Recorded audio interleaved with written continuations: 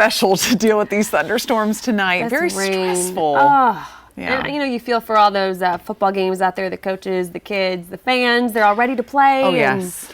And then you have to wait around or you're just canceled. So. And then our photographers going out there just wanting to our sports crew, get it all on camera for everybody. And it just couldn't happen. Well, let's take a look at what's going on out there right now. Most of the storminess has moved out. I have this in a 6-hour loop, but wanted to show you how the storms have been basically coming in from the northeast. All this cooler air is starting to push in. So we started with the nasty storms in the western part of the upstate, and then they drifted into the, eastern part of the upstate. Then went into the western part of the upstate, and now finally getting a break. We're seeing some light rain linger around Greenville, but at least some of those games in Greenville County were able to happen tonight. I know a bunch of them in Anderson were canceled because that lingering heavy rain just would not want to get out of there.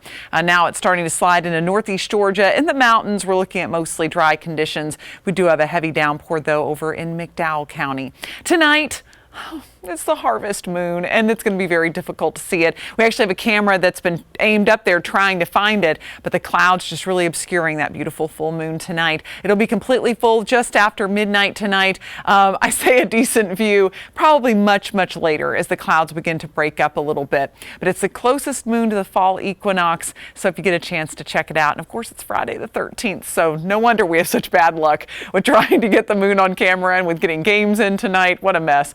Temperatures in the 70s all across the upstate, upper 60s around the Hendersonville area, 72 for Asheville. Tomorrow, not a bad day setting up. Small rain chance and lower temperatures. It'll be actually pretty pleasant to be outside with 83 for a high in the upstate.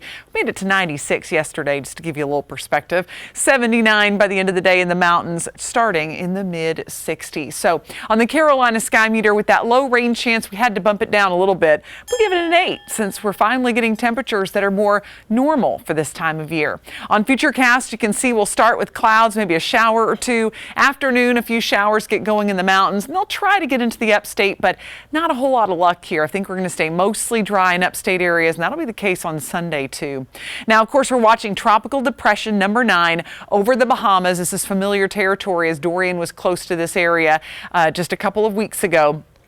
But the good news is this is going to act very differently than Dorian did. It's not going to blow up in intensity. We are expecting it to be Tropical Storm Humberto as it moves within about 100 miles of the Florida coast. It's expected to stay over water. That's the take-home message here. We're looking at a storm staying about 150 miles off the coast of South Carolina. Luckily, we are not even in the cone of uncertainty anymore, and the computer models are supporting this pretty well. So even though it will likely become a hurricane at 2 p.m. on Monday, it doesn't look like it's going to bring much in the way of impacts for us in the Carolinas. So here, we're just going to have a chance of rain because of the front that's moving in, bringing that cooler air. Still just a slight chance of rain both days, and temperatures will be back to where they should be for this time of year, low to mid 80s. Across the mountains, looking at upper 70s to low 80s. Slight chance of rain Sunday, a little better chance of some scattered rain on Saturday.